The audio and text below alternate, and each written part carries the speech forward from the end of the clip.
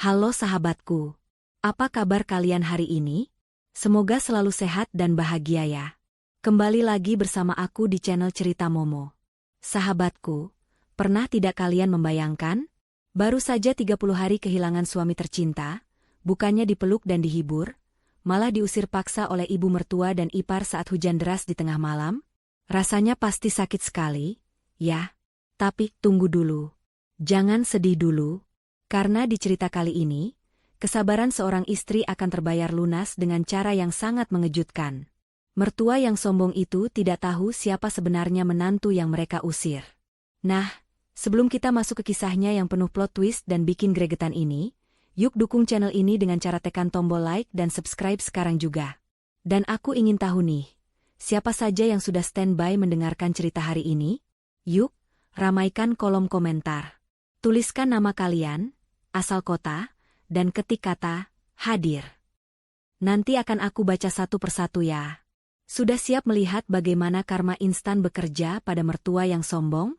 Mari kita mulai ceritanya. Sudah genap 30 hari sejak tanah merah itu menutup jasad Mas Ilham, suamiku tercinta. Rasanya baru kemarin ia memelukku hangat sebelum berangkat kerja, namun takdir berkata lain.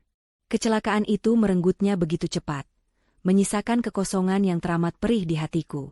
Namun, ternyata kehilangan suami bukanlah satu-satunya mimpi buruk yang harus aku hadapi. Ada badai lain yang sedang bersiap menerjangku, tepat di dalam rumah yang selama ini kami tempati.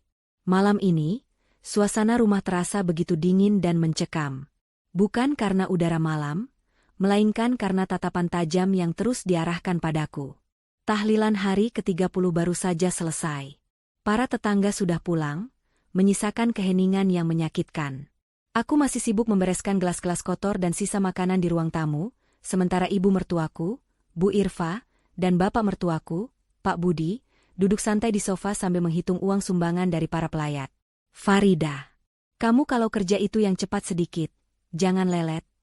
Suara Bu Irfa melengking tajam, memecah kesunyian. Ia menatapku dengan sorot mata penuh kebencian, seolah aku adalah kuman yang mengotori lantai marmer rumah mewah ini. Aku menghela napas panjang, berusaha menahan air mata yang sudah menggenang di pelupuk mata. Iya, Bu. Ini Farida sedang bereskan, jawabku pelan sambil terus memunguti sampah tisu yang berserakan. Dasar menantu tidak berguna, gerutu Bu Irfa, cukup keras untuk aku dengar. Sudah sebulan Ilham pergi, tapi kamu masih saja numpang hidup enak di sini.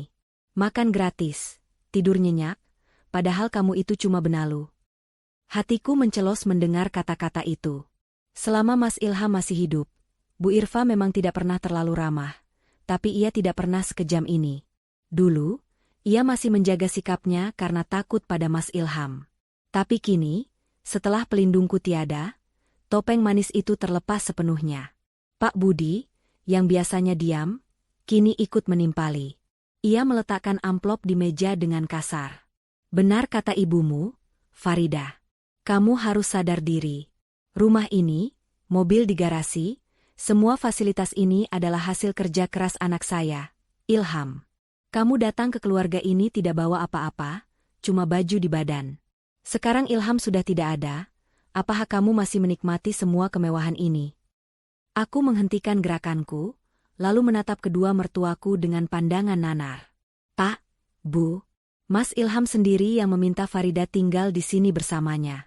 Ini rumah kami. Mas Ilham bilang, rumah ini adalah tempat kami membangun masa depan. Masa depan apanya? Potong Bu Irfa dengan nada tinggi. Ia berdiri dan berjalan mendekatiku, telunjuknya terarah tepat ke wajahku. Ilham itu meninggal muda gara-gara kamu. Kamu itu istri pembawa sial. Sejak menikah sama kamu, anakku jadi jarang kasih uang ke ibunya. Dia lebih mementingkan kamu, memanjakan kamu dengan barang-barang mewah, sampai lupa sama orang tua yang membesarkannya. Tuduhan itu begitu menyakitkan, menusuk tepat ke ulu hati. Aku ingin sekali membela diri, mengatakan bahwa selama ini Mas Ilham justru sering mengeluh karena permintaan uang Bu Irfa yang tak ada habisnya. Aku ingin berteriak bahwa akulah yang sering menutupi kekurangan belanja dengan uang tabunganku sendiri, uang yang kusimpan rapat-rapat tanpa sepengetahuan mereka. Tapi aku memilih diam. Aku teringat pesan Mas Ilham dulu, sabar ya, sayang. Ibu memang begitu, tapi beliau tetap orang tuaku. Maafkan Farida kalau ada salah, Bu, ucapku lirih, mencoba meredam emosi. Tapi tolong jangan bicara seperti itu tentang Mas Ilham. Dia anak yang berbakti. Halah, jangan sok suci kamu, bentak Bu Irfa. Ia menyenggol lenganku kasar, hingga nampan berisi gelas kotor yang kupegang nyaris terjatuh. Dengar ya, Farida. Mulai besok, saya tidak mau melihat kamu santai-santai lagi. Bei Sumi sudah saya berhentikan tadi sore. Mulai sekarang, semua pekerjaan rumah, dari nyuci, masak, sampai ngepel, itu tugas kamu. Kalau kamu mau tetap tinggal di sini dan makan dari uang peninggalan Ilham, kamu harus tahu diri. Anggap saja itu bayaran sewa kamar. Aku terbelalak tak percaya. Bei Sumi diberhentikan? Padahal rumah ini sangat besar, mustahil dikerjakan sendirian tanpa bantuan. Tapi melihat wajah Pak Budi yang acuh tak acuh, aku sadar tidak ada gunanya membantah. Mereka sengaja ingin menyiksaku. Mereka ingin membuatku tidak betah agar aku pergi dengan sendirinya. Kenapa diam saja? Tuli kamu? Sentak Pak Budi. Iya, Pak. Farida mengerti, jawabku sambil menunduk. Malam itu, aku menyelesaikan semua pekerjaan seorang diri hingga pukul 2 pagi. Tubuhku remuk redam, tapi hatiku jauh lebih sakit. Saat aku masuk ke kamar yang dulu penuh canda tawa bersama Mas Ilham, aku melihat foto pernikahan kami di dinding. Di foto itu, Mas Ilham tersenyum lebar sambil merangkulku. Mas. Bisikku sambil mengusap bingkai foto itu. Ibu dan bapak sudah berubah, Mas. Mereka tidak menginginkan aku di sini. Tapi aku akan bertahan sebentar lagi. Aku ingin menjaga rumah ini seperti janjiku padamu. Aku tidak akan membiarkan mereka menjual kenangan kita. Tanpa aku sadari, di luar kamar, Bu Irfa sedang berbicara serius dengan Pak Budi di ruang tengah. Suara mereka terdengar samar-samar namun tajam. Kapan kita usir dia, Bu? Tanya Pak Budi. Muak bapak lihat mukanya. Lagi pula, ada pembeli yang nanya soal mobil Ilham. Sabar, Pak. Jawab Bu Irfa licik. Kita bikin dia tidak betah dulu. Biar dia yang minta pergi sendiri, jadi kita tidak terlihat jahat di mata tetangga. Tapi kalau dia masih keras kepala bertahan, ya terpaksa kita pakai cara kasar. Pokoknya, semua aset Ilham harus jadi milik kita. Enak saja si Farida mau menguasai harta anak kita. Aku memejamkan mata, membiarkan air mata jatuh membasahi bantal. Mereka tidak tahu siapa aku sebenarnya. Mereka tidak tahu bahwa wanita yang mereka sebut, pembawa sial, dan miskin, ini sebenarnya menyimpan rahasia besar yang bisa membalikkan dunia mereka dalam sekejap mata. Tapi untuk saat ini, aku akan bersabar. Biarlah waktu yang menjawab semuanya. Langit malam itu seakan mengerti perasaanku yang kian hari kian mendung. Kilat menyambar-nyambar di kejauhan, disusul suara guntur yang menggelegar, menandakan hujan lebat akan segera turun. Sudah seminggu berlalu sejak malam tahlilan terakhir, dan perlakukan Bu Irfa serta Pak Budi semakin menjadi-jadi. Aku bukan lagi dianggap menantu, bahkan pembantu pun mungkin diperlakukan lebih manusiawi daripada aku saat ini. Tubuhku rasanya remuk. Sejak subuh, Bu Irfa sudah menyuruhku membersihkan seluruh kaca jendela rumah 2 lantai ini, mencuci gorden yang tebal dan berat dengan tangan karena mesin cuci katanya rusak, padahal aku tahu kabelnya hanya dicabut, hingga memasak hidangan makan malam yang rumit. Belum sempat aku meluruskan punggung barang semenit pun, teriakan Bu Irfa dari ruang tengah kembali terdengar. Farida, mana teh manis hangat buat bapak? Kamu ini lelet sekali, mau bikin mertua mati kehausan hah? Aku buru-buru menyeka keringat di dahi dengan punggung tangan. Iya, Bu. Sebentar, airnya baru mendidih. Sahutku setengah berteriak dari dapur. Tanganku gemetar saat menuangkan air panas ke dalam cangkir porselen antik kesayangan Bu Irfa. Porselen itu adalah warisan turun-temurun yang katanya sangat mahal, dan Bu Irfa selalu mewanti-wanti agar aku berhati-hati saat memegangnya. Dengan langkah tergesa namun hati-hati, aku membawa nampan berisi 2 cangkir teh itu menuju ruang tengah. Kakiku terasa berat, mungkin karena aku belum makan seharian. Bu Irfa melarangku makan sebelum semua pekerjaan selesai, dan daftar pekerjaannya seolah tak ada habisnya. Saat aku melintas di dekat sofa, tiba-tiba Pak Budi menjulurkan kakinya. Entah sengaja atau tidak, kakiku tersandung. Keseimbanganku goyah. Awas, pekiku tertahan. Prang. Suara pecahan keramik terdengar begitu nyaring, membelah suara rintik hujan yang mulai turun di luar. Nampan terlepas dari tanganku. Cangkir porselen antik itu menghantam lantai marmer dan hancur berkeping-keping. Teh panas menciprat kemana-mana, sebagian mengenai kaki Bu Irfa. Hening. 1 detik yang terasa seperti 1 abad. Bu Irfa menatap pecahan porselen di lantai dengan mata melotot, lalu beralih menatapku. Wajahnya memerah padam, urat-urat lehernya menegang. Kemarahannya meledak seketika, lebih dahsyat dari guntur di luar sana. Kurang ajar. Kamu sengaja ya? Bu Irfa berdiri dan langsung menampar pipiku dengan keras. Plak. Rasanya panas dan perih. Aku memegangi pipiku yang berdenyut, air mata langsung tumpah tanpa bisa ditahan. Maaf, Bu. Farida tidak sengaja. Tadi kaki Bapak. Alasan? Potong Pak Budi cepat, menutupi kelakuannya sendiri. Kamu itu memang ceroboh. Mata kamu ditaruh di mana? Itu porselen mahal, harganya lebih mahal dari harga diri kamu. Itu porselen kesayangan nenek. Kamu tahu kan betapa berharganya barang itu buat ibu? Kamu memang wanita pembawa sial. Masuk rumah ini cuma bikin rugi, bikin susah, dan sekarang menghancurkan barang-barang kami, teriak Bu Irfa histeris. Ia menjambak rambutku, membuatku memeki kesakitan. Ampun, Bu, sakit. Rintiku. Bu Irfa melepaskan jambakannya dengan kasar, hingga aku terhuyung ke belakang. Napasnya memburu. Ia menatapku dengan tatapan jijik yang belum pernah kulihat sebelumnya. Cukup. Kesabaran ibu sudah habis. Ibu sudah muak melihat muka memelas kamu setiap hari di sini.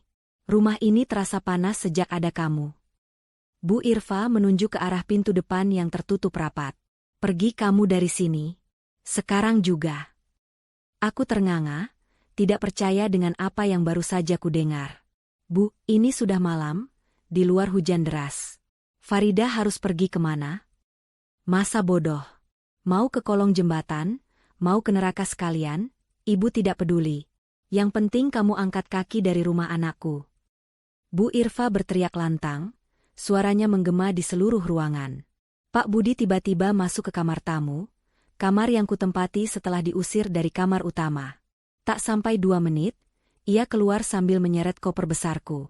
Koper itu terlihat sudah penuh. Seolah-olah mereka memang sudah mempersiapkan ini sejak lama. Menunggu satu kesalahan kecil untuk melempar aku keluar. Ini barang-barang rongsokanmu. Pak Budi melempar koper itu ke arah pintu utama, hingga rodanya patah 1. Jangan ada yang tertinggal. Kami tidak mau rumah ini bau miskin gara-gara barang-barangmu. Aku bersimpuh di kaki Bu Irfa, mencoba memohon belas kasihan. Bukan karena aku tidak punya harga diri, tapi aku teringat janjiku pada Mas Ilham untuk menjaga rumah ini.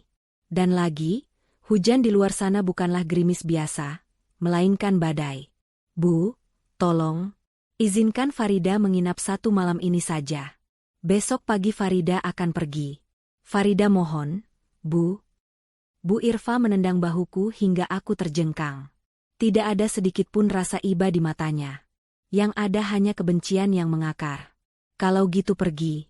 Semoga kau tak menggigil, dasar wanita sialan, teriak Bu Irfa dengan kejam. Kalimat itu meluncur begitu saja dari mulutnya, seolah ia menyumpahiku mati kedinginan di luar sana. Pak Budi menarik lenganku dengan kasar, menyeretku seperti menyeret karung beras menuju pintu depan. Aku berusaha menahan diri dengan berpegangan pada kusen pintu, tapi tenaganya jauh lebih kuat. Pintu terbuka lebar, menampilkan kegelapan malam yang disertai angin kencang dan hujan lebat. Keluar. Pak Budi mendorongku kuat-kuat. Aku terlempar ke teras yang basah dan licin. Koperku dilemparkan menyusul, mendarat di genangan air. Sebelum aku sempat bangkit, pintu jati yang kokoh itu dibanting keras di depan wajahku. Brak! Suara kunci diputar dari dalam terdengar jelas, disusul suara gerendel besi yang digeser. Bu, Pak! Buka pintunya, teriakku sambil menggedor pintu, suaraku bercampur dengan deru hujan. Tolong jangan kunci Farida di luar. Tidak ada jawaban. Lampu teras dimatikan dari dalam, membuatku berada dalam kegelapan total. Hanya kilatan petir yang sesekali menerangi wajahku yang basah oleh air hujan dan air mata. Dingin langsung menusuk hingga ke tulang sumsum. Gaun tidur tipis yang kupakai sama sekali tidak mampu menahan serbuan angin malam. Aku berjalan tertatih menuju gerbang pagar yang tinggi. Siapa tahu mereka hanya mengunci pintu rumah, tapi membiarkan gerbang terbuka agar aku bisa berteduh di pos satpam kompleks. Namun, harapanku pupus. Gerbang besi itu juga terkunci rapat dengan gembok besar. Mereka benar-benar ingin membuangku. Seperti sampah yang tidak diinginkan. Aku berdiri gemetar di balik pagar, memeluk tubuhku sendiri yang mulai menggigil hebat. Air hujan membasahi seluruh tubuhku, membuat rambutku lepek menempel di wajah. Pandanganku kabur. Di dalam rumah yang hangat itu, mertuaku pasti sedang tertawa puas. Merasa menang karena berhasil menyingkirkan parasit yang mereka benci. Mas Ilham. Isakku lirih, suaraku hampir hilang ditelan suara guntur. Maafkan aku, Mas. Aku tidak sanggup lagi bertahan di rumahmu. Mereka mengusirku. Aku menatap nanar ke arah jendela lantai 2, berharap ada sedikit keajaiban, berharap hati mereka terketuk. Tapi jendela itu gelap gulita. Harapan itu semu. Aku sendirian, di tengah badai, diusir dari rumah yang seharusnya menjadi milikku, tanpa tahu harus melangkah kemana. Rasa dingin ini perlahan bukan hanya membekukan tubuhku, tapi juga membekukan sisa-sisa rasa hormatku pada mereka. Hujan semakin deras, seakan langit turut menumpahkan tangis yang tak sanggup lagi kubendung. Tubuhku menggigil hebat. Gigi gemerutuk menahan dingin yang menusuk hingga ke tulang. Gaun tidur tipis yang melekat di tubuhku sudah basah kuyup, mencetak jelas lekuk tubuhku yang kurus karena makan hati sebulan terakhir ini. Aku berdiri mematung di depan gerbang besi yang terkunci, menatap nanar ke arah jalanan komplek yang sepi. Tidak ada satupun kendaraan yang lewat. Lampu-lampu jalan tampak buram tertutup tirai air yang pekat. Aku meraba saku bajuku, berharap menemukan ponsel untuk menghubungi seseorang. Siapa saja yang bisa menolongku. Namun, nihil. Ponsel dan dompetku ada di dalam tas tangan yang tertinggal di ruang tengah. Mereka benar-benar melemparku keluar tanpa bekal apapun, kecuali koper baju yang kini tergeletak mengenaskan di genangan lumpur. Keputusasaan mulai merayap naik. Apakah aku harus berjalan kaki menembus badai ini menuju pos satpam yang jaraknya hampir 1 kilometer? Dengan kondisi tubuh yang lemah seperti ini, aku ragu bisa sampai di sana tanpa pingsan di tengah jalan. Rasa pusing mulai menyerang, pandanganku berkunang-kunang. Saat aku hampir pasrah dan berniat duduk meringkuk di aspal yang dingin, telingaku menangkap suara derit pagar besi yang terbuka secara otomatis. Suaranya terdengar jelas di antara gemuruh hujan. Aku menoleh perlahan ke arah seberang jalan. Rumah itu milik Pak Dharma. Tetangga depan rumah yang selama ini ku kenal sebagai sosok pendiam dan misterius. Beliau jarang bergaul, hanya sesekali terlihat menyiram tanaman di sore hari atau membaca koran di teras. Kami hanya saling menyapa sekadarnya. Tidak pernah lebih dari senyuman sopan. Namun malam ini, gerbang rumah Pak Dharma terbuka lebar. Sosok tinggi tegap terlihat keluar dari balik pintu utama, memegang sebuah payung hitam besar. Ia tidak berlari, melainkan berjalan dengan langkah tenang dan mantap menembus hujan, lurus menuju ke arahku. Aku mundur selangkah, sedikit takut. Apa yang akan dia lakukan? Apakah dia akan mengusirku juga karena dianggap mengganggu pemandangan lingkungan elit ini? Atau dia akan memarahiku karena membuat keributan malam-malam? Laki-laki parubaya itu berhenti tepat di hadapanku. Ia mengulurkan payung besarnya, membiarkan tubuhnya sendiri terkena cipratan air demi memayungiku. Wajahnya yang biasanya datar, kini terlihat sorot mata yang berbeda. Bukan tatapan kasihan seperti orang yang melihat pengemis, melainkan tatapan hormat yang bercampur dengan kemarahan tertahan. Nak Farida, suaranya terdengar berat dan berwibawa, mengalahkan suara hujan. Jangan berdiri di sini. Kau bisa sakit. Aku mendongak, menatap wajah Pak Dharma dengan bingung. Bibirku gemetar saking dinginnya. Pak Dharma. Saya diusir. Suaraku tercekat, air mata kembali tumpah bercampur air hujan. Saya tidak tahu harus kemana. Mereka mengunci gerbangnya.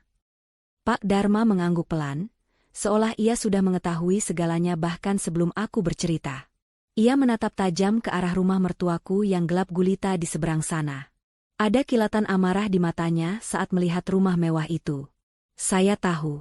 Saya melihat semuanya dari CCTV rumah saya, ucap Pak Dharma tenang namun tegas. Mereka memang manusia yang tidak tahu diuntung. Keserakahan telah membutakan mata hati mereka. Ia lalu menatapku kembali, kali ini dengan sorot mata yang menenangkan. Ayo, ikut ke rumah saya. Istri saya sudah menyiapkan handuk dan pakaian kering untukmu. Aku ragu sejenak. Tapi Pak, saya takut merepotkan. Saya tidak bawa apa-apa. Ponsel saya. Pak Dharma memotong ucapanku dengan kalimat yang membuat jantungku seakan berhenti berdetak-detik itu juga. Tidak ada yang merepotkan untuk putri dari Pak Hasto. Mataku membelalak lebar. Tubuhku yang tadinya menggigil karena dingin, kini mematung karena syok. Bagaimana Pak Dharma bisa tahu nama ayahku? Selama menikah dengan Mas Ilham, aku menyembunyikan identitas asliku rapat-rapat. Aku memperkenalkan diri sebagai gadis yatim piatu yang sederhana, sesuai keinginan ayah agar aku bisa menemukan laki-laki yang tulus mencintaiku, bukan mencintai harta ayahku. Tidak ada satupun orang di komplek ini, bahkan Mas Ilham sekalipun, yang tahu bahwa aku adalah anak tunggal dari pemilik Hasto Group, konglomerat properti terbesar di negeri ini. Bapak tahu dari mana? Tanyaku terbata-bata. Pak Dharma tersenyum tipis, senyum yang penuh arti. Ia mendekatkan payungnya agar aku semakin terlindungi.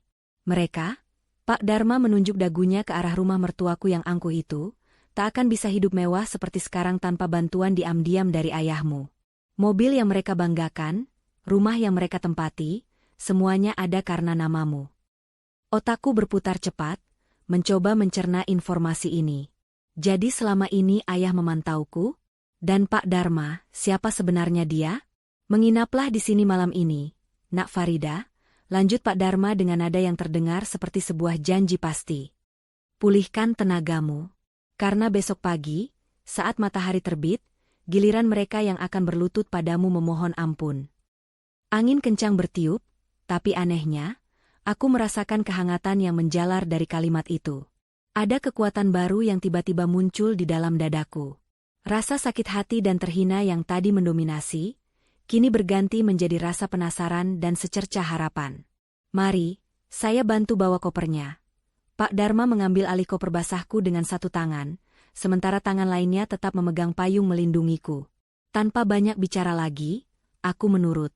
Aku melangkah meninggalkan gerbang rumah yang telah membuangku, menyeberang jalan menuju rumah Pak Dharma.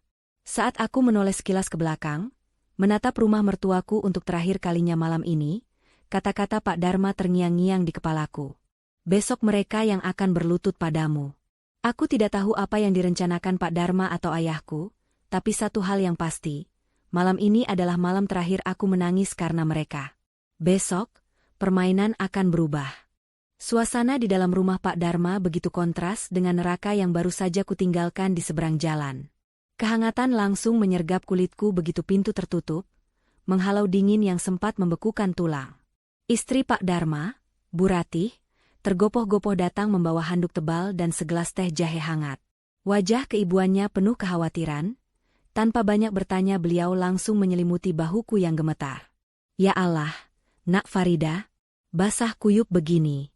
Minum dulu, Nak, biar hangat badannya, ucap Bu Ratih lembut, menuntunku duduk di sofa empuk ruang tamu yang bernuansa klasik. Aku duduk dengan kaku, masih merasa seperti mimpi.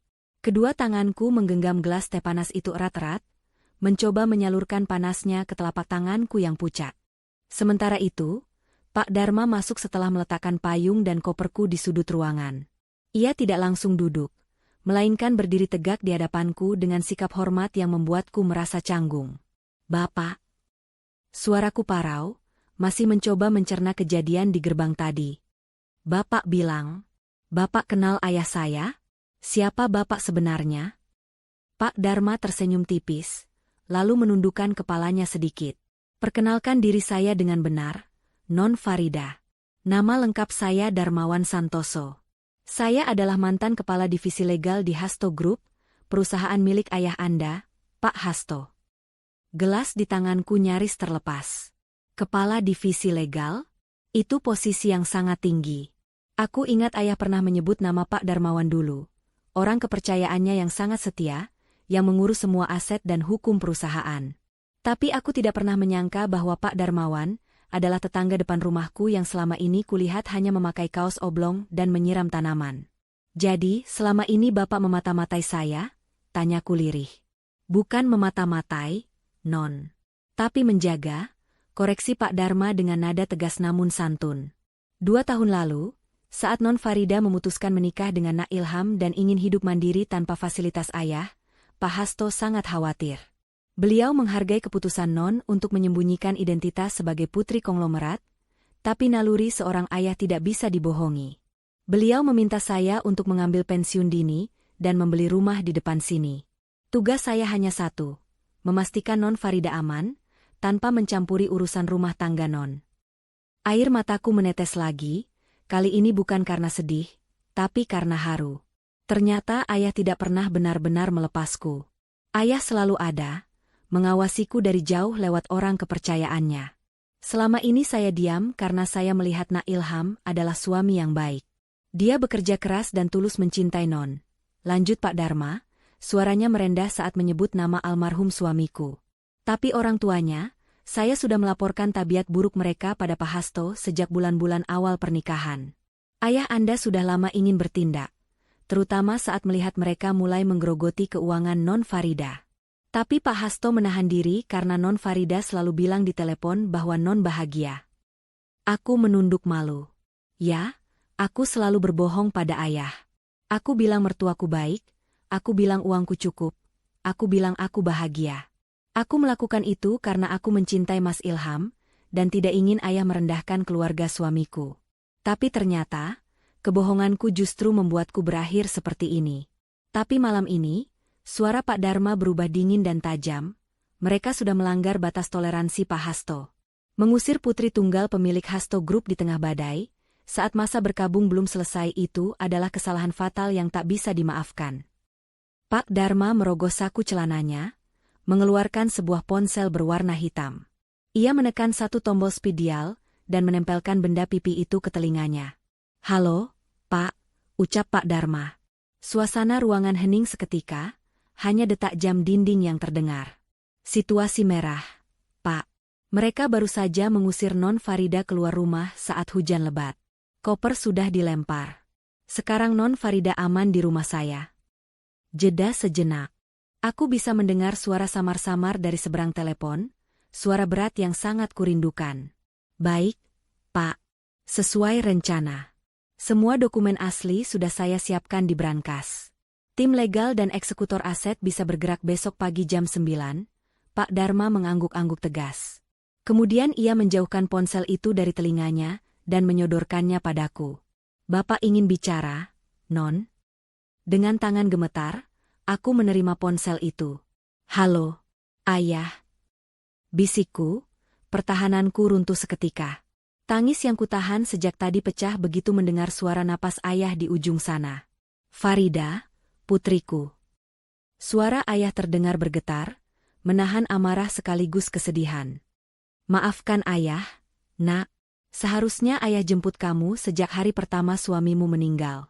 Ayah membiarkanmu di sana karena menghormati masa iddahmu dan keinginanmu untuk berbakti.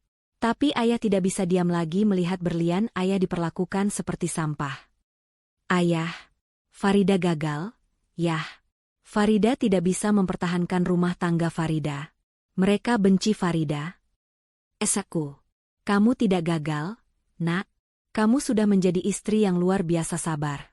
Merekalah yang gagal menjadi manusia. Potong ayah tegas. Nada suaranya berubah menjadi dingin dan berwibawa, nada yang biasa ia gunakan saat memimpin rapat direksi, namun kali ini jauh lebih menakutkan. Dengar ayah baik-baik. Hapus air matamu sekarang. Tidurlah yang nyenyak malam ini. Biarkan Pak Darma menjagamu. Aku menyeka pipiku dengan punggung tangan, mencoba menuruti perintah ayah. Iya, Yah. Besok pagi, ayah akan datang menjemputmu.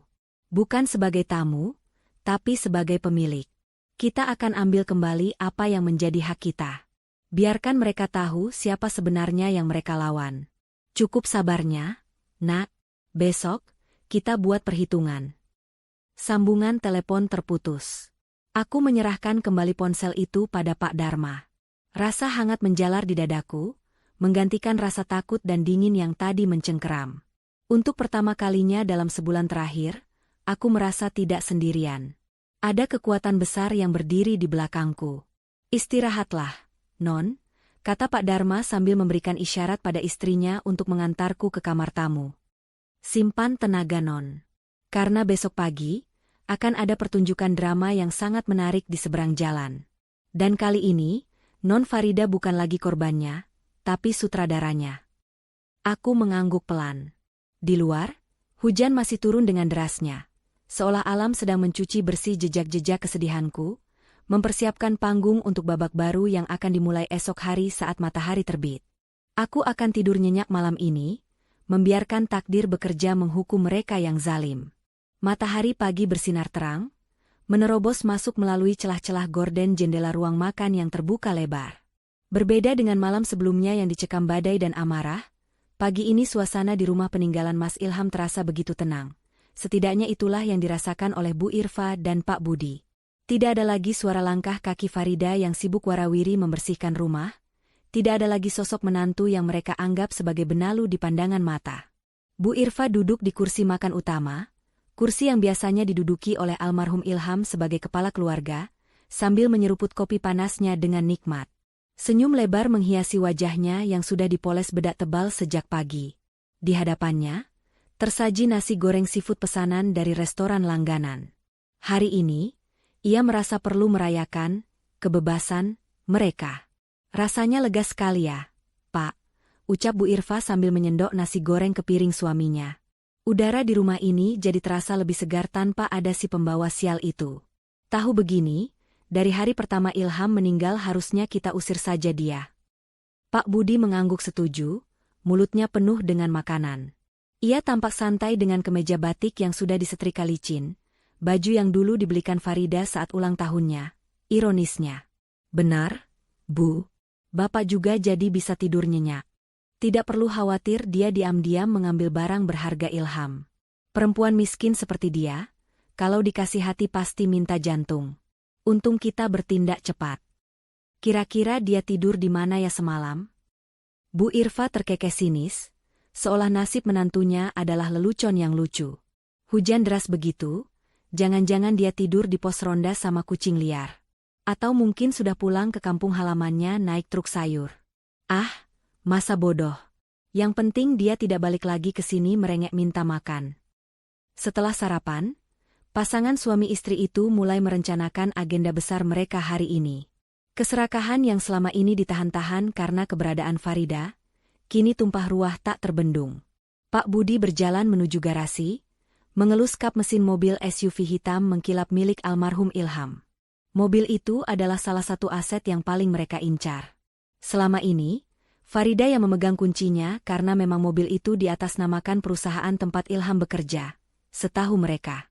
Tapi Pak Budi tidak peduli soal administrasi. Baginya apa yang ada di garasi anaknya adalah miliknya. Bu, kunci cadangan mobil ini ketemu tidak? Teriak Pak Budi dari garasi. Bu Irfa muncul dengan wajah sumringah sambil menggoyangkan sebuah kunci di tangannya. Ia menemukannya di laci meja rias kamar Farida yang sudah ia geledah pagi-pagi buta tadi. Ketemu dong, Pak. Si Farida itu bodoh.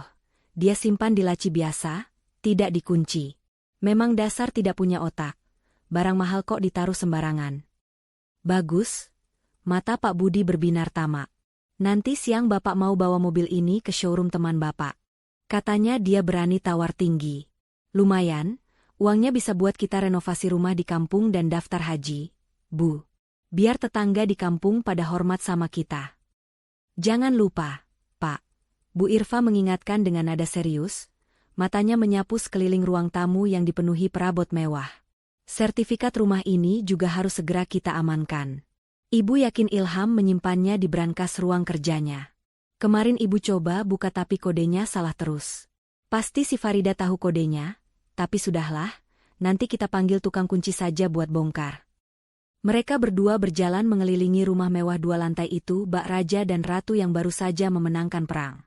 Bu Irfa menyentuh vas bunga kristal, lukisan abstrak di dinding, hingga sofa kulit impor, menghitung dalam kepalanya berapa banyak uang yang bisa mereka dapatkan jika semua ini dijual. Mereka merasa seolah dunia kini berada dalam genggaman mereka. Harta peninggalan Ilham yang melimpah ruah kini, sepenuhnya milik mereka tanpa ada ahli waris lain yang menghalangi. Rumah ini, gumam Bu Irfa sambil menatap langit-langit ruang tengah yang tinggi. Kalau dijual, harganya pasti miliaran. Kita bisa beli rumah yang lebih kecil, sisanya kita depositokan. Hidup kita bakal makmur sampai tua, Pak. Tidak perlu lagi kita pusing mikirin utang-utang Bapak di kampung. Iya, Bu. Akhirnya doa kita terkabul, sahut Pak Budi tanpa rasa bersalah sedikitpun.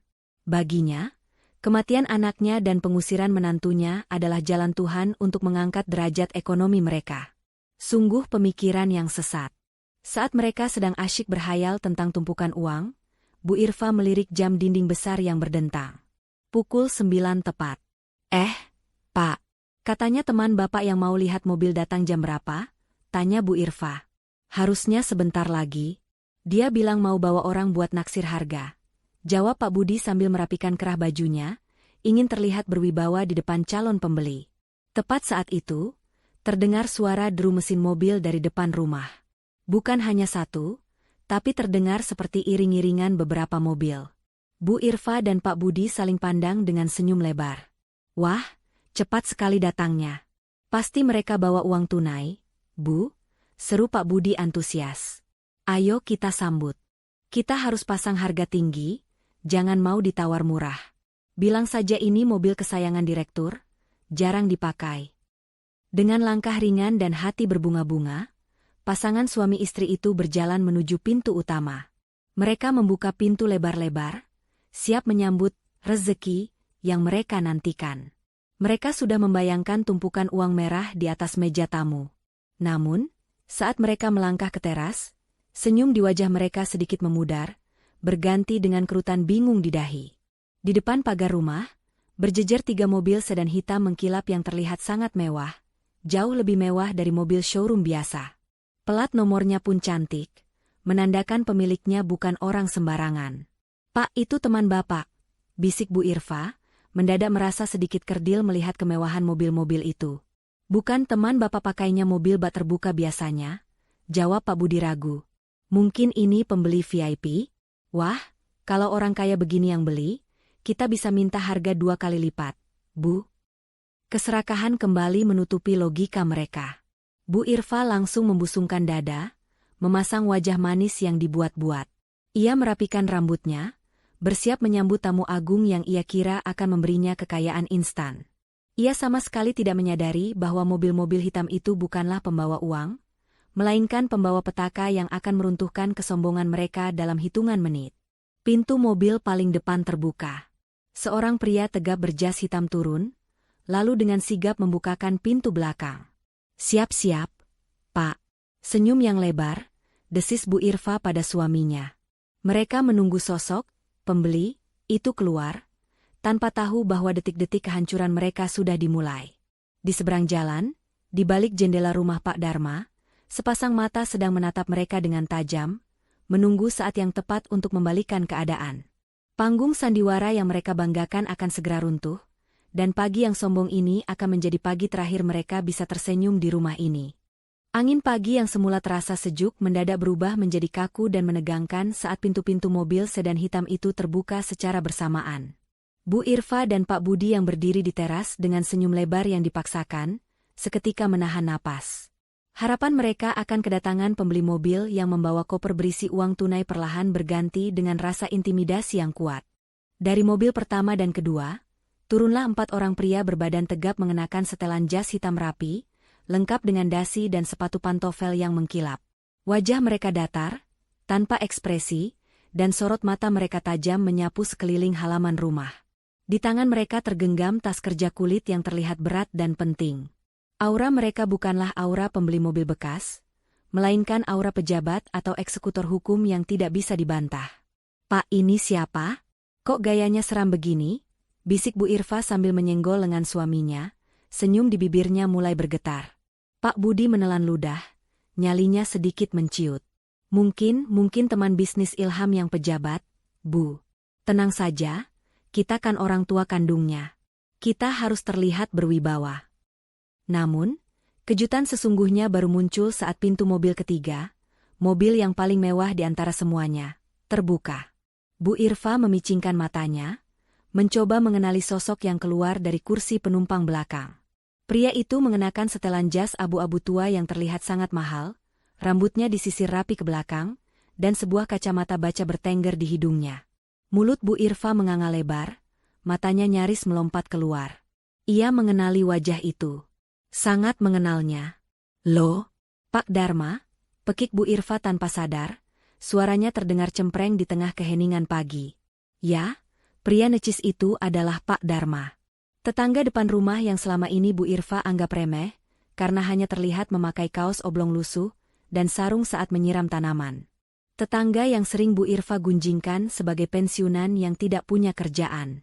Namun hari ini, penampilan Pak Dharma berubah 180 derajat. Tidak ada lagi kesan santai atau sederhana.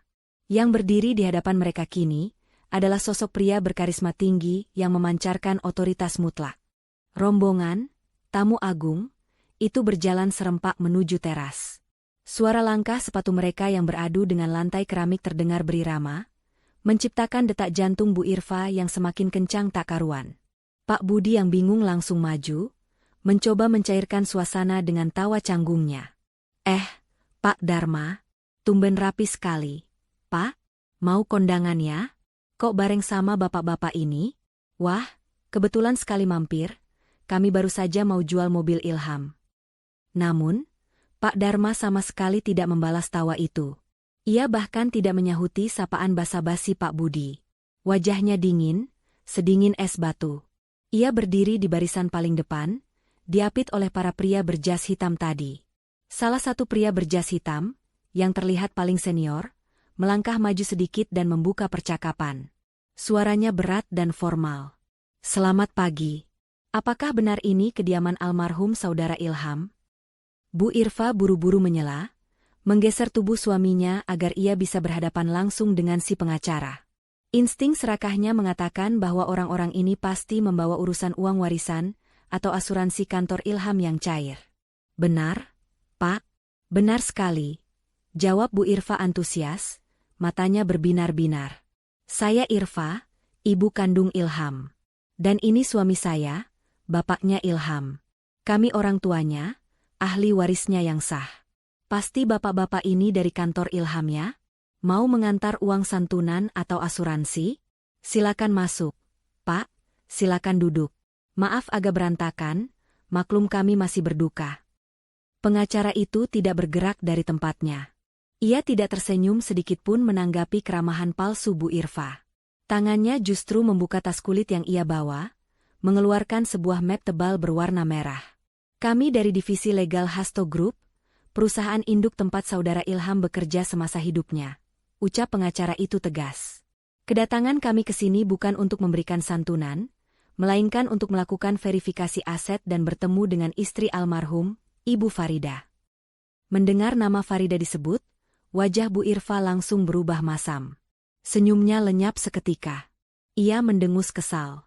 Kenapa di saat rezeki datang, nama wanita sial itu yang selalu dicari? Waduh, Pak. Bu Irfa memasang wajah sedih yang dibuat-buat, nada suaranya berubah menjadi mendayu-dayu penuh drama. Kalau Bapak cari Farida, wah, Bapak telat. Sayang sekali. Menantu saya itu, aduh, bagaimana ya bilangnya? Dia itu memang istri yang tidak tahu diri, Pak. Pak Dharma yang berdiri diam di samping pengacara, mengetatkan rahangnya. Ia menatap Bu Irfa dengan tatapan yang sulit diartikan, menunggu seberapa jauh wanita di hadapannya ini akan merangkai kebohongan. Maksud ibu? Tanya pengacara itu datar. Semalam dia minggat, Pak? Seru Bu Irfa lantang, tangannya melambai-lambai dramatis. Bayangkan, suami baru meninggal sebulan, kuburan belum kering, dia sudah kabur entah kemana. Mungkin dia tidak betah hidup susah, atau mungkin dia sudah punya laki-laki lain. Dia pergi begitu saja meninggalkan kami orang tua yang tua renta ini. Dasar wanita tidak bertanggung jawab. Pak Budi mengangguk cepat, mendukung sandiwara istrinya. Iya, Pak. Barang-barangnya juga sudah dibawa semua. Kami tidak tahu dia di mana sekarang. Jadi, kalau ada urusan harta atau uang peninggalan Ilham, serahkan saja pada kami. Kami orang tuanya yang sah. Farida itu cuma orang asing yang kebetulan numpang lewat di hidup anak saya. Suasana hening sejenak. Angin berdesir pelan, membawa ketegangan yang semakin memuncak. Pengacara senior itu menoleh perlahan ke arah Pak Dharma, seolah meminta konfirmasi. Pak Dharma mengangguk pelan, sebuah anggukan yang penuh arti. Pak Dharma kemudian melangkah maju satu langkah, menatap tajam tepat ke manik mata Bu Irfa. Jadi, menurut Ibu, Saudari Farida melarikan diri, meninggalkan rumah ini atas kemauannya sendiri, tanyanya dengan suara bariton yang menggelegar. Bu Irfa agak gentar ditatap seperti itu oleh tetangganya sendiri, tapi keserakahan membuatnya tetap teguh pada kebohongannya. Ia berpikir, toh Farida tidak ada di sini untuk membela diri. Iya, benar Pak Dharma. Saya saksinya, suami saya saksinya. Dia pergi sendiri. Kenapa sih Pak Dharma tanya-tanya? Bapak kan tetangga depan, masa tidak lihat dia keluyuran malam-malam?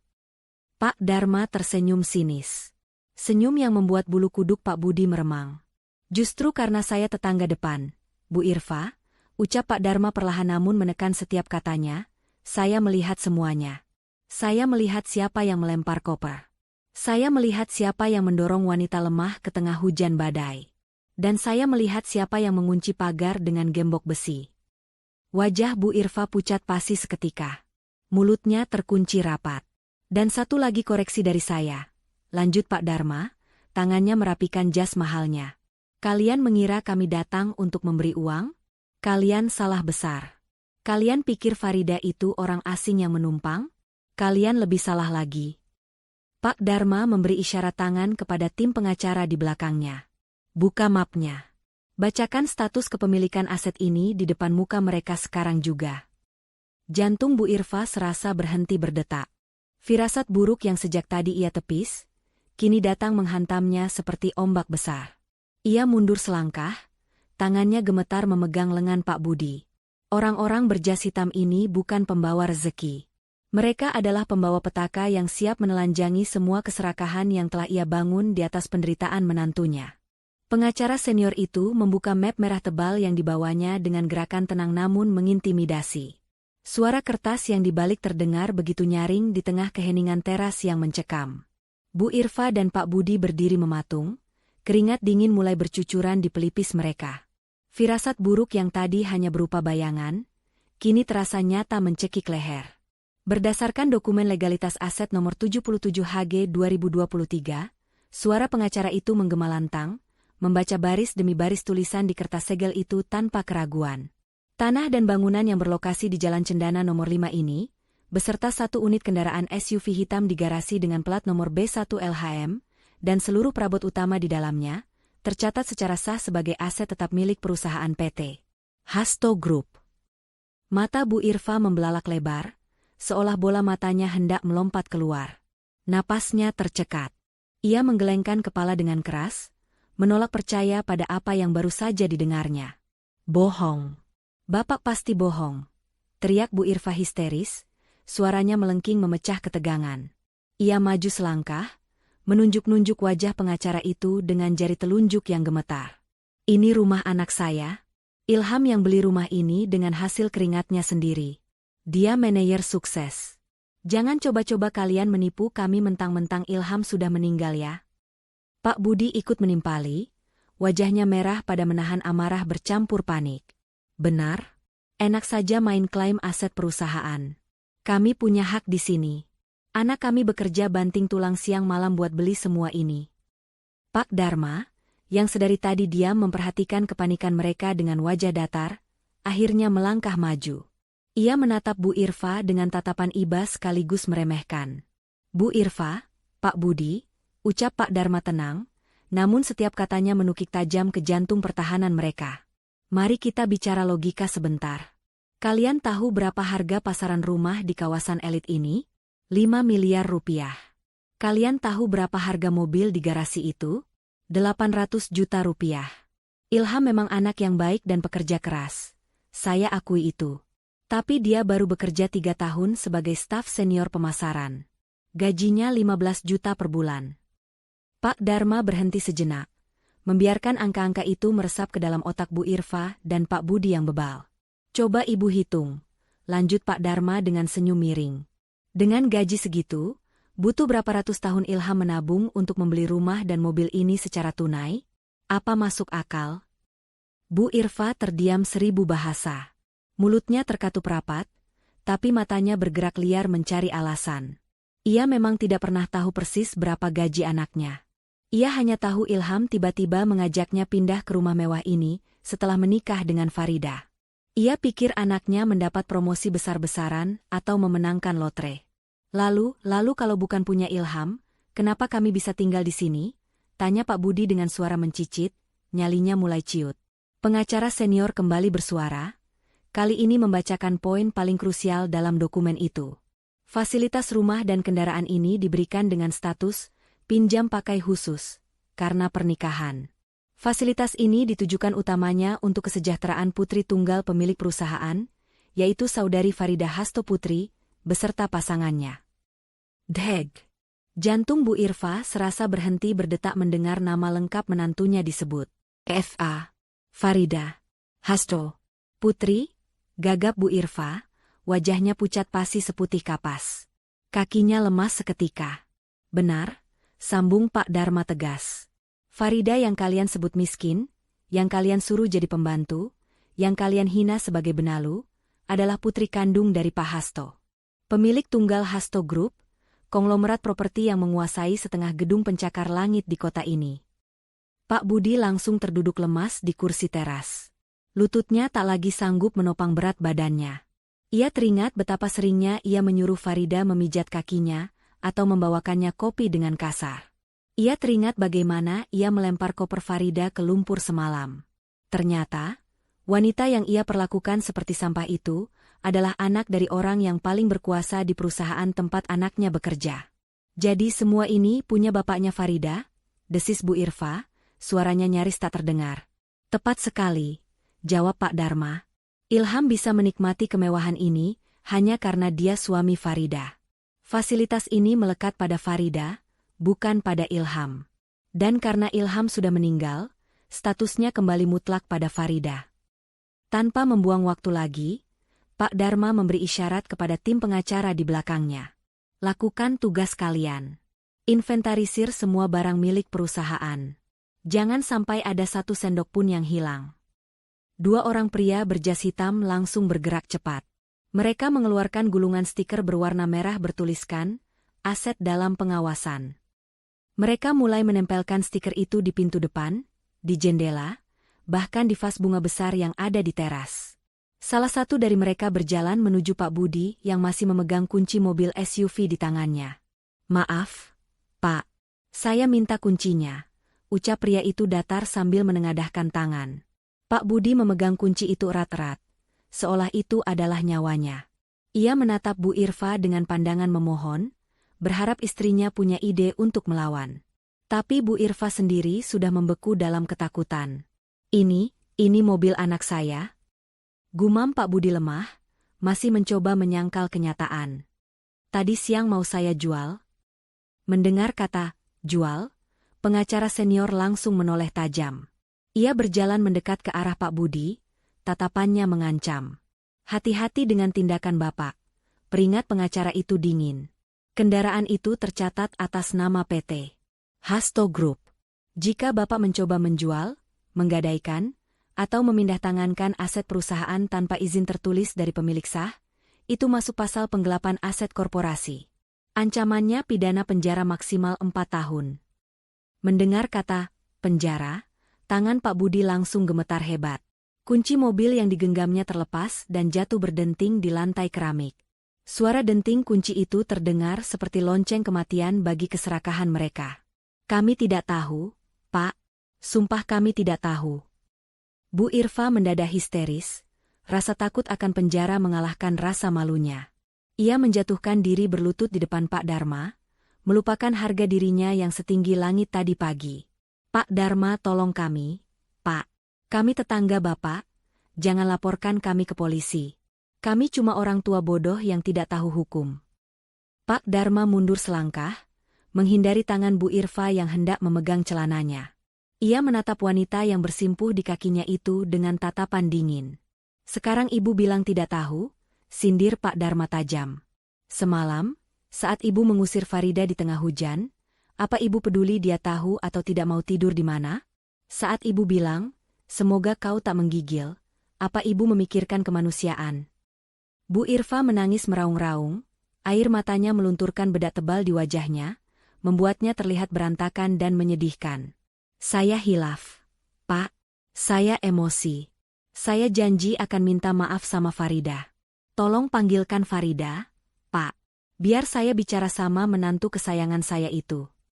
Pak Dharma mendengus kasar. Menantu kesayangan? Jangan bikin saya mual, Bu. Simpan air mata buaya ibu. Farida sedang dalam perjalanan ke sini bersama ayahnya. Siapkan mental kalian, karena Pak Hasto tidak sesabar putrinya.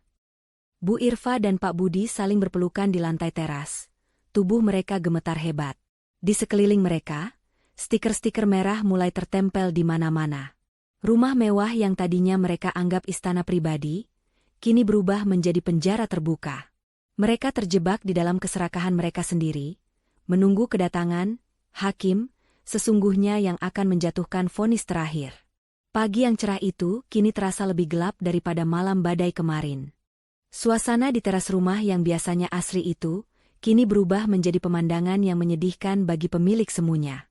Stiker-stiker merah bertuliskan, aset dalam pengawasan, kini menempel di mana-mana seperti wabah penyakit yang menjalar cepat.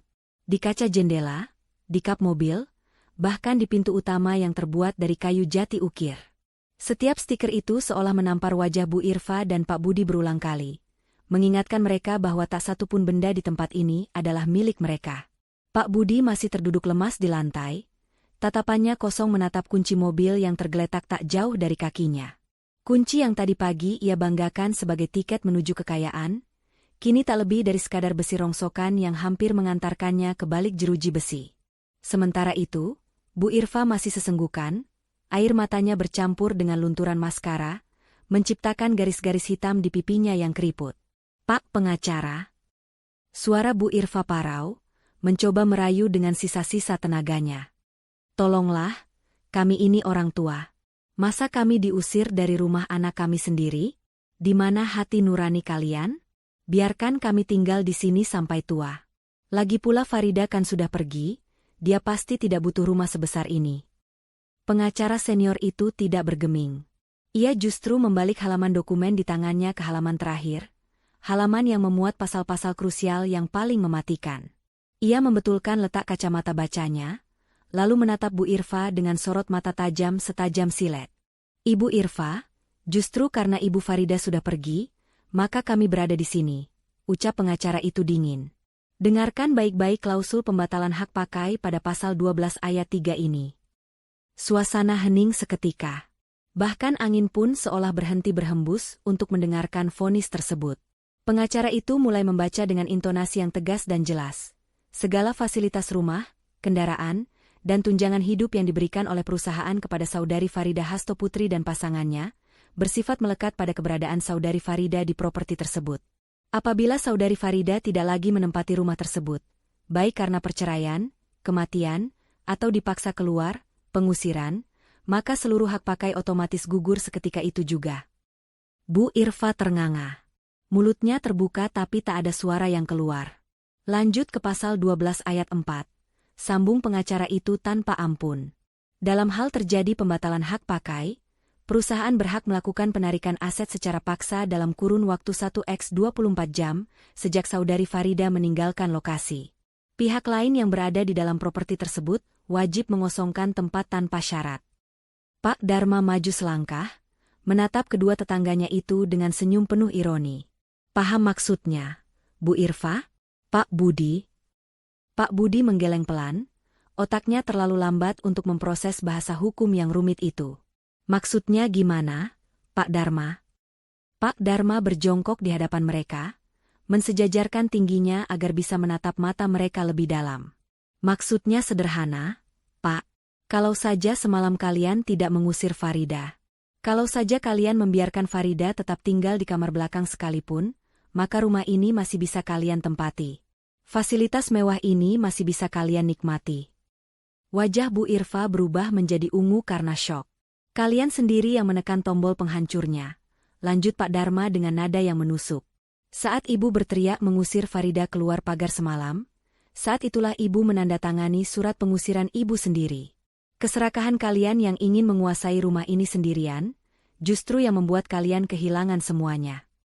Bu Irfa menjerit tertahan, tangannya menjambak rambutnya sendiri. Penyesalan yang teramat sangat menghantam dadanya. Jadi, selama ini ia tidur di atas tambang emas. Tapi ia justru membuang sang pemilik tambang karena mengira itu hanya batu kerikil? Betapa bodohnya. Betapa tolonya.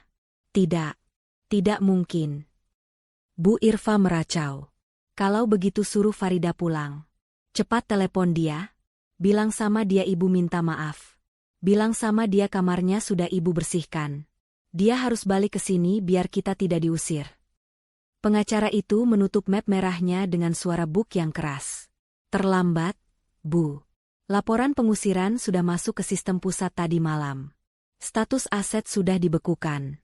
Keputusan Pak Hasto sudah bulat. Pengacara itu melirik jam tangan mahalnya. Kalian punya waktu 1 jam untuk mengemasi barang-barang pribadi kalian. Ingat, hanya barang pribadi. Baju, celana, dan perlengkapan mandi. Jangan coba-coba membawa televisi, hiasan dinding, atau perabotan apapun. Kami punya daftar inventaris lengkap. 1 barang hilang, polisi di depan pagar siap masuk. 1 jam, pekik Pak Budi. Mana sempat, Pak? Barang kami banyak. Lemari kami penuh. Itu bukan urusan saya, jawab pengacara itu datar. Waktu berjalan mulai sekarang. Kepanikan melanda pasangan suami istri itu. Mereka berlarian masuk ke dalam rumah seperti ayam tanpa kepala. Bu Irfa menyambar tas-tas kresek hitam dari dapur, berlari ke kamarnya, dan mulai melempar baju-bajunya sembarangan ke dalam kantong plastik. Tidak ada lagi koper rapi, tidak ada lagi lipatan baju yang halus. Semuanya dilakukan dengan kasar dan terburu-buru. Budi, cepat ambil baju-baju yang bagus saja. Jangan bawa yang jelek, teriak Bu Irfa dari lantai 2. Baju bapak banyak. Bu, bingung pilih yang mana? Balas Pak Budi panik dari kamar sebelah. Ambil uang simpanan di bawah kasur. Jangan sampai lupa. Di tengah kekacauan itu, Pak Dharma berdiri tenang di ruang tengah, mengawasi setiap gerak-gerik mereka. Ia memastikan tidak ada barang berharga milik Farida atau perusahaan yang diselundupkan. Rasanya miris melihat 2 orang tua yang kemarin sore masih bersikap bak raja, kini pontang-panting membungkus harta benda mereka yang tak seberapa ke dalam kantong sampah. Belum genap 30 menit mereka berkemas, terdengar suara klakson mobil yang sangat khas dari arah depan. Suaranya berat dan elegan, bukan suara klakson mobil biasa. Pak Dharma menoleh ke arah pintu depan. Senyum tipis mengembang di bibirnya. Sudah datang rupanya. Ia berjalan keluar menuju teras. Di depan pagar, sebuah mobil Rolls-Royce Phantom berwarna putih mutiara berhenti dengan anggun. Kemewahan mobil itu membuat mobil-mobil pengacara tadi terlihat seperti mainan. Tetangga-tetangga yang sedari tadi mengintip dari balik pagar rumah masing-masing mulai keluar, berbisik-bisik kagum sekaligus penasaran. Mereka belum pernah melihat mobil semewah itu masuk ke komplek perumahan ini. Sopir berseragam lengkap turun dan membukakan pintu penumpang belakang dengan gerakan hormat. Kaki jenjang yang mengenakan sepatu hak tinggi turun, diikuti sosok wanita anggun yang mengenakan gaun terusan berwarna navy elegan dan kacamata hitam. Rambutnya yang panjang tergerai indah, tertiup angin pagi. Itu Farida. Namun, itu bukan Farida yang dikenal Bu Irfa sebagai menantu kucel yang selalu memakai daster dan bau bawang. Farida yang berdiri di sana memancarkan aura kelas atas yang menyilaukan mata. Di sampingnya, turun seorang pria parubaya berwibawa dengan setelan jas mahal, memegang tongkat jalan berukir emas. Pak Hasto. Bu Irfa yang baru saja turun tangga sambil menyeret kantong plastik hitam yang jebol, terpaku melihat pemandangan itu dari pintu yang terbuka.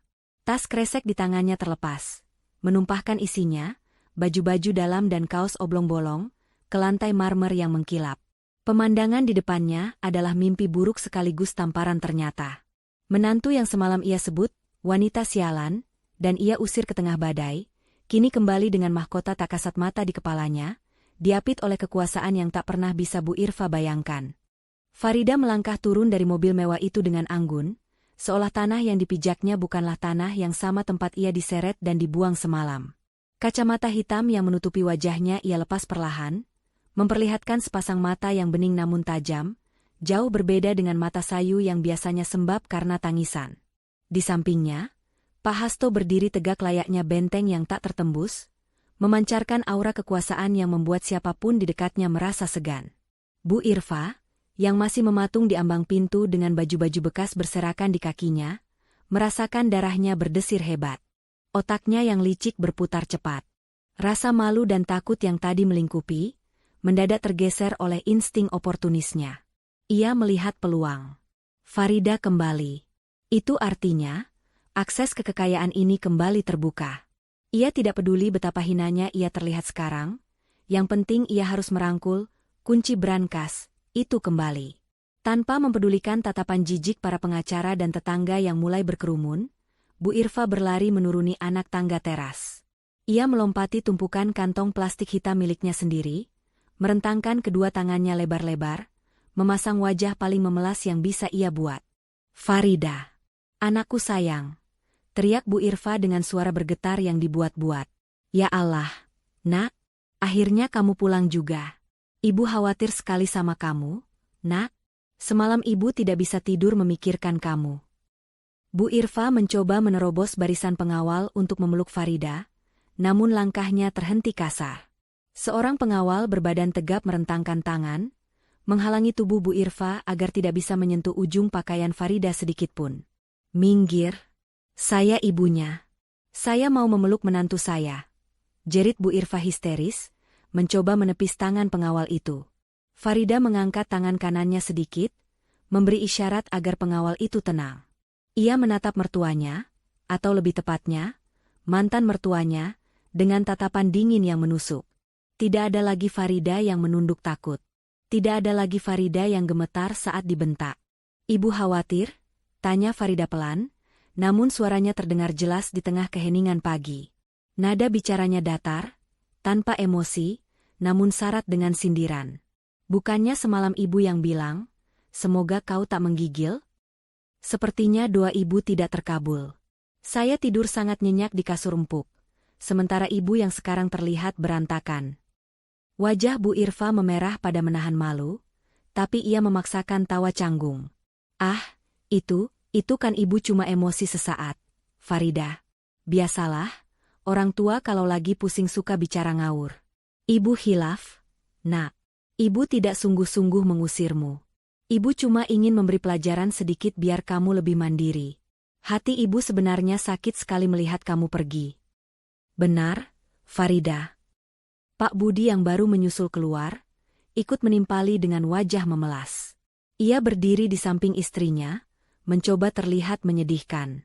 "Bapak sama ibu itu sayang sekali sama kamu. Kami merawatmu seperti anak sendiri. Jangan dengarkan omongan tetangga atau pengacara ini. Mereka cuma mau mengadu domba kita. Ayo masuk, Nak. Kita bicara baik-baik di dalam sebagai keluarga." Farida tertawa kecil. Tawa yang terdengar miris. "Keluarga? Kalian menyebut diri kalian keluarga?"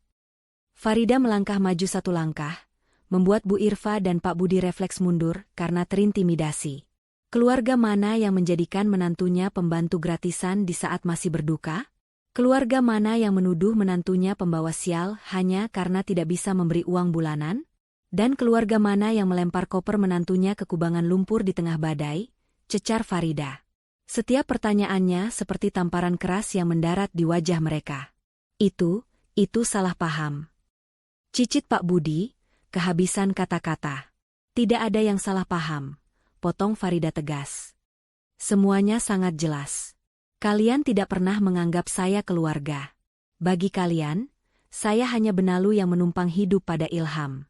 Kalian pikir rumah ini, mobil ini, kemewahan ini, semuanya milik Ilham. Kalian pikir dengan membuang saya, kalian bisa menguasai semuanya. Farida menoleh ke arah ayahnya, Pak Hasto, yang sedari tadi dia memperhatikan dengan tatapan bangga pada putrinya. Farida kembali menatap Bu Irfa. Perkenalkan, Bu. Ini ayah saya. Orang yang ibu sebut, orang tua miskin yang tidak becus mendidik anak. Beliaulah pemilik sebenarnya dari atap yang melindungi kepala ibu selama ini. Beliaulah yang membiayai pengobatan jantung ibu tahun lalu yang katanya, uang tabungan Ilham. Beliaulah yang membayar pelunasan mobil yang bapak pakai pamer ke kampung. Bu Irfa gemetar hebat. Lututnya lemas seketika. Fakta-fakta itu menghantamnya bertubi-tubi. Jadi selama ini, gaya hidup mewah yang ia nikmati berasal dari kantong ayah wanita yang ia hina dina? Farida. Bu Irfa menjatuhkan dirinya ke aspal, bersimpuh di kaki Farida. Air matanya kini tumpah deras. Kali ini air mata penyesalan yang nyata, penyesalan karena kehilangan tambang emasnya. Maafkan ibu, nak, ibu bodoh, ibu buta, tolong jangan lakukan ini. Jangan usir kami. Kami sudah tua, nak. Mau tinggal di mana kami kalau bukan di sini? Kamu kan baik hati, kamu istri soleha, kamu pasti memaafkan kami, kan? Bu Irfa mencoba meraih tangan Farida, hendak mencium tangannya. Adegan itu sungguh ironis. 30 hari yang lalu, Farida lah yang sering bersimpuh memijat kaki Bu Irfa, namun kini roda nasib berputar 180 derajat. Farida menarik tangannya perlahan, menolak sentuhan itu. Ia menatap wanita tua yang menangis di bawahnya itu tanpa rasa iba. Hatinya sudah membatu sejak pintu gerbang dikunci semalam. Kebaikan saya sudah habis, Bu. Hanyut terbawa air hujan semalam, ucap Farida dingin. Saya tidak mengusir kalian. Saya hanya mengambil kembali apa yang dipinjamkan ayah saya pada suami saya. Karena Ilham sudah tiada, dan kalian membuang istrinya, maka pinjaman selesai. Tapi kami orang tua Ilham. Kami punya hak, teriak Pak Budi frustrasi. Hak kalian hanya sebatas sebagai orang tua kandung, bukan pemilik aset. Sela Pak Hasto tiba-tiba. Suaranya berat dan menggelegar, membuat Pak Budi langsung kicep. Saya meminjamkan rumah ini untuk putri saya dan suaminya. Bukan untuk panti jompo bagi mertua yang tidak tahu diri. Cukup kalian menghina putri saya selama sebulan ini. Detik ini juga, hubungan kita selesai. Pak Hasto memberi kode pada Pak Dharma. Eksekusi sekarang. Farida membalikan badannya, enggan melihat wajah-wajah memelas yang penuh kepalsuan itu lagi. Ia berjalan kembali menuju pintu mobil Rolls-Royce yang terbuka. Tunggu. Farida. Jangan pergi. Jerit Bu Irfa panik, mencoba bangkit mengejar, tapi 2 orang petugas keamanan langsung menahannya. Farida. Ibu janji akan berubah. Ibu akan jadi mertua yang baik. Farida aa. Farida berhenti sejenak sebelum masuk ke dalam mobil. Ia menoleh sedikit, memberikan kalimat terakhirnya. 1 jam kalian sudah habis. Nikmatilah hidup baru kalian dengan hasil kerja keras kalian sendiri, seperti yang selalu kalian banggakan. Farida masuk ke dalam mobil, menutup pintu yang kedap suara itu, memutus teriakan histeris Bu Irfa yang memanggil-manggil namanya. Di balik kaca jendela yang gelap, Farida menghela napas panjang. Beban berat di pundaknya akhirnya terangkat. Ia tidak merasa sedih, ia merasa bebas. Sementara di luar sana, drama sesungguhnya baru saja mencapai puncaknya. Mertuanya kini harus menghadapi kenyataan pahit. Diusir dari surga yang bukan milik mereka, menuju neraka yang mereka ciptakan sendiri.